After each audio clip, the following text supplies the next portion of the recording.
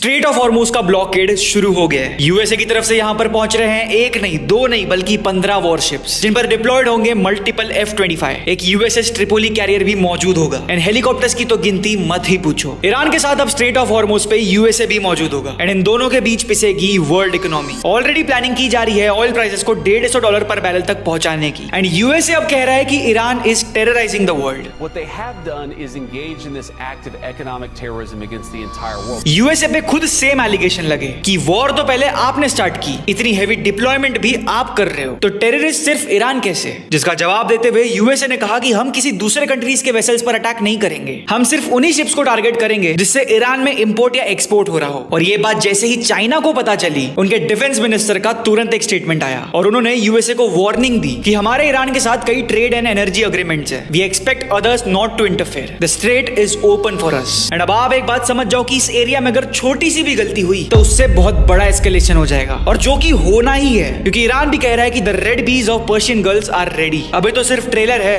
Picture अभी बाकी है, सेड ईरान। एंड तुम मानो ना मानो पर दुनिया की नजर में अब ईरान पॉजिटिव बनता जा रहा है। एंड जब से ट्रंप ने पोप को बुरा भला बोला है, तब से यूएसए पे एंटी क्राइस्ट का भी टैग लग रहा है एंड ईरान जैसा इस्लामिक देश भी पोप का स्टैंड ले रहा है, जिससे ट्रंप और खराब दिख रहे हैं। प्लस उनका इजराइल के साथ कनेक्शन उनका और ज्यादा नुकसान कर रहा है, क्योंकि आपको पता नहीं होगा पर इजराइल ने लेबनान में नरसंहार मचा दिया है एंड लेबनान को इजराइल बनाने की तैयारी अब शुरू हो चुकी है, जहां Israeli bulldozers are wiping out civilian homes in south Lebanon, ताकि वहां पर इजरायली सेटलमेंट्स बन पाए। We are literally witnessing the colonisation in 2026, जो हमें क्लियरली बता रहा है कि पावर से बड़ी आज भी कोई चीज नहीं है। एंड नाउ मुझे पता है कि आपको मेरी बात रेपिटेटिव लग सकती है, बट ट्रस्ट मी, इस पूरे सिनेरियो में आगे बहुत कुछ होने वाला है एंड मैं आपको गारंटी देता हूं कि जो भी अपडेट आएगी वो सबसे पहले आपको इंडियन लास्ट 24 आवर के पेज पर ही देखने मिलेगी वाया ब्रेकिंग न्यूज पोस्ट। फिर हर शाम 6 से 7 के बीच एक डेडिकेटेड वीडियो आएगी जिसमें लास्ट 24 घंटों की सारी इंपॉर्टेंट न्यूज कवर्ड होंगी एंड हम हर रात एक ऐसा डिटेल वीडियो आपके लिए लाएंगे जिसे देख के आपको वॉर की सारी अपडेट मिल जाएगी। इसीलिए मैं बार बार हर रोज कह रहा हूं, ज्यादा सोचो मत, फॉलो कर दो इंडियन लास्ट 24 आवर्स को अभी के अभी।